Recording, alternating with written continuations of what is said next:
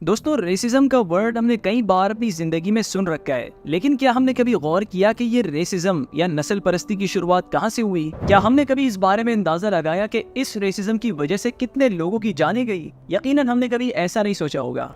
اس picture کو دیکھیں، آپ کو کیا چیز نظر آ رہی ہے؟ یہ پکچر 1906 میں کونی آئی لینڈ، نیو یارک میں لی گئی ہے۔ یہ ایک ہیومن زو یا انسانی چڑیا گھر ہے۔ اس تصویر میں دکھائی جانے والی بچی ایک مقامی فلپائنی ہے اور اسے ان لوگوں نے گھیرا ہوا ہے جو کہ اس بچی کے انسان ہونے پر بھی شک کر رہے ہیں۔ لیکن اس بات میں کوئی شک نہیں کہ جن لوگوں نے اسے گھیرا ہوا ہے، ان کی نظروں میں وہ خود کو دوسروں سے اعلیٰ سمجھتے ہیں۔ جب ہم ان تمام تصاویر کو دیکھتے ہیں تو ہمارے ذہنوں میں صرف ایک ہی لفظ نکل کر سامنے آتا ہے، اور وہ ہے نسل پرستی یا ریسزم۔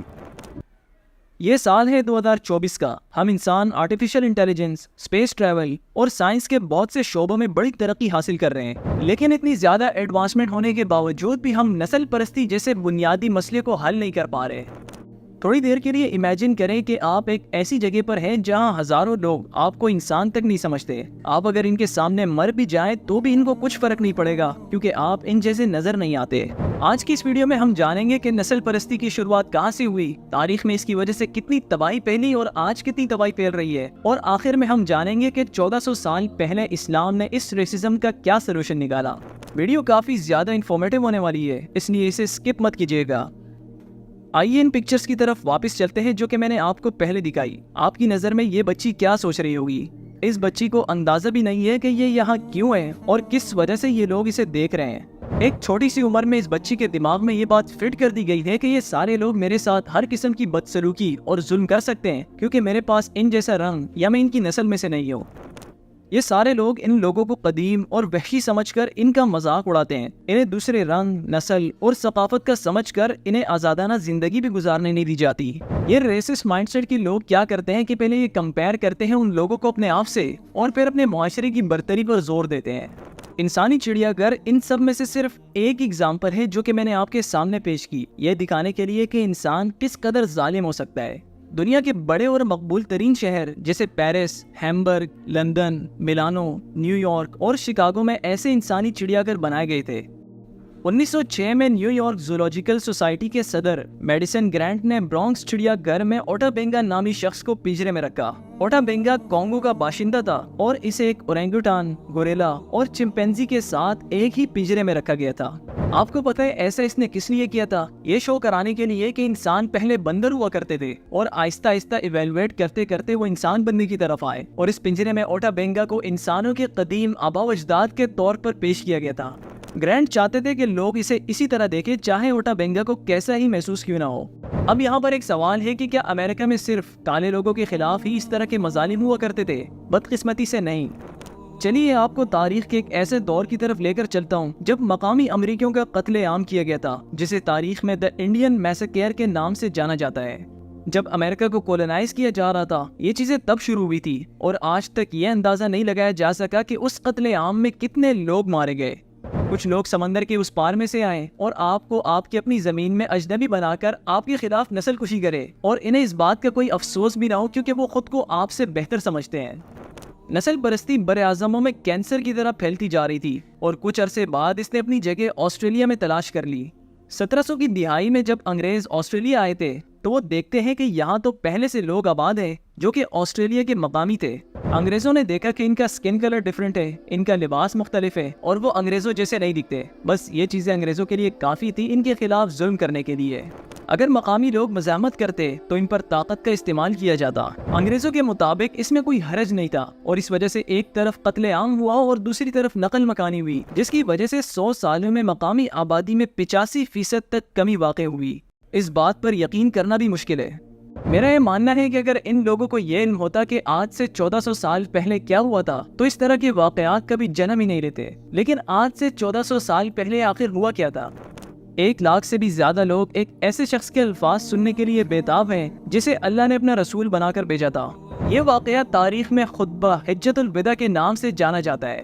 حضرت محمد صلی اللہ علیہ وسلم اپنے سامنے ایک بڑا مجمع دیکھتے ہیں اور ان سب سے اور آنے والی نسلوں سے مخاطب ہوتے ہیں کہ تمام انسان حضرت آدم اور حضرت حوا کی اولاد ہیں۔ کسی عربی کو کسی اجمی پر، اور نہ ہی کسی اجمی کو کسی عربی پر فضیلت حاصل ہے، نہ گورے کو کالے پر اور نہ کالے کو گورے پر برتری حاصل ہے، سوائے تقوی اور نیک اعمال کے۔ اس خطبے میں انسانیت کے لیے بہت سے پیغامات ہیں، لیکن تھوڑی دیر کے لیے سوچتے ہیں کہ اگر ان ریسسٹ مائنڈ سیٹ کے لوگوں کو نبی کریم صلی اللہ علیہ وسلم کی باتوں کو سمجھنے کا شعور ہوتا تو کیا اس طرح کی نسل کشی کے واقعات کبھی رونما ہوتے؟ مجھے نہیں لگتا۔ سورۃ الحجرات آیت نمبر 13 میں اللہ تعالیٰ فرماتے ہیں کہ اے انسانوں، ہم نے تمہیں ایک مرد اور ایک عورت سے پیدا کیا ہے اور تمہیں قوموں اور قبیلوں میں تقسیم کیا ہے تاکہ تم ایک دوسرے کو پہچان سکو۔ بے شک اللہ کے نزدیک تم میں سے زیادہ عزت والا وہ ہے جو سب سے زیادہ پرہیزگار ہے۔ اللہ سب کچھ جاننے والا باخبر ہے۔ اس آیت نے بہت ہی خوبصورتی سے اس بات کو سمجھایا ہے کہ اللہ تعالیٰ نے ہمیں مختلف قوموں اور قبیلوں میں پیدا کیا ہے تاکہ ہم ایک دوسرے سے سیکھ سکیں، سمجھ سکیں اور جان سکیں۔ مثال کے طور پر جب ایک خاندان کے دو افراد آپس میں ملتے ہیں، چاہے وہ دور کے رشتہ داری کیوں نہ ہو، تو ایک قدرتی جذبہ اور تعلق قائم ہو جاتا ہے۔ یہی چیز ہمارے معاشرتی تعلقات میں بھی اہم ہے۔ اگر ہم سب انسانوں کو ایک فیملی کی طرح دیکھیں تو ہم ایک دوسرے کی عزت کریں گے، ایک دوسرے کی مدد کریں گے اور ایک دوسرے کے حقوق کا احترام کریں گے۔ تاریخ میں جدھر بھی جہالت نظر آئی ہے، اسلام کے پہنچنے کے بعد وہاں سے جہالت کا خاتمہ ہوا ہے، گویا کہ آپ نے اندھیری جگہ میں چراغ روشن کر دیا ہو۔ اس کی بہت سی مثالیں دیکھنے کو ملتی ہے اور ان میں سے ایک میں آپ کے سامنے ابھی پیش کرتا ہوں۔ 15ویں صدی میں اسپین میں ایک بے مثال حکم نامہ جاری کیا گیا جس کے تحت تمام یہودیوں کو ملک سے نکالنے کا فیصلہ کیا گیا۔ یہاں پر کوئی 200-300 لوگوں کی نہیں بلکہ 1 لاکھ سے بھی زیادہ لوگوں کی بات ہو رہی ہے جو کہ سینکڑوں سالوں سے اسپین میں آباد تھے۔ انہیں اچانک ملک سے نکالنے کا حکم دیا گیا اور ان کے پاس رہنے کے لیے کوئی ٹھکانہ نہیں تھا، اور اس وقت ایک مسلم ریاست سلطنت عثمانیہ نے ان یہودیوں کو قبول کیا اور انہیں عثمانی علاقوں میں رہنے کی اجازت دی۔ اور آج بھی جو یہودی اس زائنسٹ آئیڈیالوجی کے خلاف ہے وہ بھی یہ کہتے ہیں کہ یہودیوں نے سب سے زیادہ امن کی زندگی مسلم دنیا میں گزاری۔ لیکن افسوس کے ساتھ ایک ایسا مذہب جو کہ ریسزم کا خاتمہ کرتا ہے، اسی مذہب کو دنیا میں ریسزم کا نشانہ بنایا جاتا ہے۔ جیسا کہ فلسطین میں یہودی خدا کے چنے ہوئے بیٹے ہونے کا دعویٰ کرتے ہیں اور اسی چیز کے چلتے وہ فلسطینیوں کو ان کی عورتوں اور بچوں سمیت قتل کرتے ہیں۔ برما میں بدھسٹ رجیم کے دوران 10 لاکھ سے بھی زیادہ مسلمان بے گھر ہوئے۔ انڈیا میں بڑے پیمانے پر لوگوں سے پبلکلی کہا جاتا ہے کہ اگر کسی ہندو کی دکان میں مسلمان کام کرتا ہے تو وہ ابھی مسلمان کو فارغ کرے، اور اگر دکاندار ایسا نہیں کرتا تو اس کی دکان کے باہر بائیکاٹ کا پوسٹر لگا دیا جائے گا۔ آپ نے کبھی نہ کبھی تو یہ چیز سوچی ہوگی کہ یہ اسرائیلی بچوں پر بم برسانے کے بعد اتنے آرام سے کیسے سو جاتے ہوں گے؟ اس کا جواب ہمیں سائیکالوجی کے کانسیپٹ ڈیمونائزیشن سے ملتا ہے، یعنی کہ ایک معصوم شخص کو برا دکھا کر اور پھر اس پر یقین کرنا کہ یہ واقعی میں برا ہے۔ یہی چیز اسرائیلی گورنمنٹ کر رہی ہے، پہلے بچوں پر بم برساتی ہے اور پھر کہتی ہے کہ ہماری جنگ ہیومن اینیمل سے، یعنی جسے ہم قتل کر رہے ہیں وہ سارے کے سارے جانور ہیں جنہوں نے انسانوں کا روپ لے رکھا ہے۔ قرآن نے اس سکھ مینٹیلٹی کو 1400 سال پہلے بہت ہی اچھے سے ایکسپلین کر رکھا ہے۔ جب اللہ تعالیٰ نے پہلے انسان آدم علیہ السلام کو پیدا کیا تو وہاں پر فرشتے بھی تھے اور ایک ابلیس نامی جن بھی تھا جسے شیطان بھی کہا جاتا ہے۔ شیطان نے آدم علیہ السلام کے بارے میں اللہ تعالیٰ سے کہا کہ میں اس سے بہتر ہوں، آپ نے مجھے آگ سے پیدا کیا ہے اور اسے مٹی سے بنایا ہے۔ اگر ہم اس جملے پر غور کریں تو یہ واضح طور پر ایک ریسسٹ جملہ ہے کہ جہاں شیطان آگ سے پیدا ہونے کی وجہ سے خود کو بہتر سمجھتا ہے اور آدم علیہ السلام کو نچلے درجے کا سمجھتا ہے کیونکہ وہ مٹی سے پیدا ہوئے ہیں، اسی طرح شیطان نے اللہ کے خلاف بغاوت کی اور یہ گناہ اس کے خاتمے کا سبب بنا۔ اگر ہم تھوڑی دیر کے لیے اس واقعے پر غور کریں تو چند واقعات کا ایک سیکوینس دیکھنے کو ملتا ہے۔ اللہ تعالیٰ آدم علیہ السلام کو تخلیق کرتے ہیں اور شیطان ایک مختلف قسم کا وجود دیکھتا ہے، پھر اسے اجنبی سمجھتا ہے اور پھر اپنے آپ کو آدم علیہ السلام سے بہتر سمجھتا ہے، اور آخر میں وہ ظاہر کرتا ہے کہ وہ کیا چھپا رہا ہے۔ اپنی برتری ثابت کرنے کے لیے وہ آدم علیہ السلام کی دیگر خوبیوں کو اگنور کر کے مٹیریلسٹک خوبیوں کی بنیاد پر حملہ کرتا ہے۔ تو اگر ہم اس واقعے پر غور کریں تو پتہ چلتا ہے کہ قرآن نے تو ایک پورے کرائم کی سائیکالوجی ہی ڈسکرائب کر دی اور یہ بھی بتا دیا کہ نسل پرستی شیطانی کام ہے اور مومنوں کو اس سے بچنا چاہیے۔ دنیا کا پہلا انسان آدم علیہ السلام بھی نسل پرستی کا شکار ہوئے۔ کتنی حیرت انگیز بات ہے یہ۔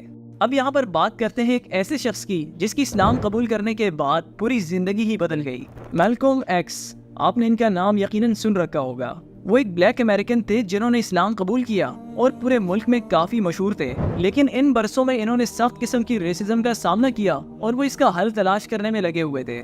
اسلام قبول کرنے کے بعد 1964 میں جب وہ حج کے لیے مکہ گئے تو انہوں نے ایسی چیزیں دیکھی جن کا وہ سوچ بھی نہیں سکتے تھے۔ اپنے خط کے ایک حصے میں وہ لکھتے ہیں، کہ میں نے کبھی بھی ایسی مخلصانہ مہمان نوازی اور حقیقی بھائی چارے کے جذبے کا مشاہدہ نہیں کیا جیسا کہ یہاں اس قدیم سرزمین میں ہر رنگ و نسل کے لوگ کرتے ہیں۔ ہر رنگ و نسل کے لوگوں کی طرف سے میرے ارد گرد ظاہر ہونے والی بے باک اور جادوئی اخوت کو دیکھ کر میں سمجھتا ہوں کہ امریکیوں کو اسلام سمجھنے کی ضرورت ہے، کیونکہ یہی ایک مذہب ہے جو کہ اپنی سوسائٹی سے ریسزم کو مٹا دیتا ہے۔ انہوں نے یہ بات اس دور میں کی جب ریسزم آج کے مقابلے میں کئی زیادہ تھی۔